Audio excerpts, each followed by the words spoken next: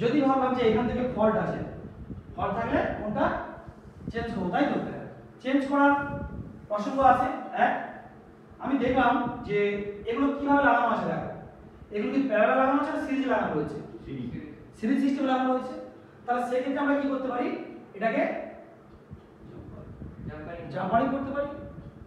ভাবলাম এটা আমার নষ্ট হয়ে গেছে, ফল্ট মিসিং হচ্ছে এটা, তাহলে আমি এখানে জাম্পারিং করতে পারি, এখানে জাম্পারিং করতে পারি, জাম্পারিং করে দিতে পারি। আবার অনেক ক্ষেত্রে আমি এখান থেকে ডাইরেক্ট আপনি জাম্পারিং করতে পারি আমি, ঠিক আছে?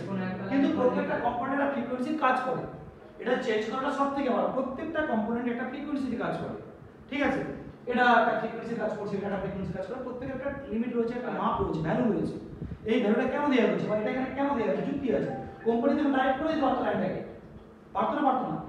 কোম্পানি তো চাইলে এখানে শর্ট করে দিতে পারতো, যে লাইনটা আসছে কোম্পানি মনে করে এখানে শর্ট করতে পারতো না? মাঝখানে চারখানা কম্পোনেন্ট দেওয়ার কি দরকার ছিল? ছিল কি দরকার কোনো? ছিল না, তাহলে সেটা দিতে পারতো, কিন্তু দরকার আছে, ঠিক আছে? যে ফ্রিকোয়েন্সিটা আছে এই ফ্রিকোয়েন্সিটা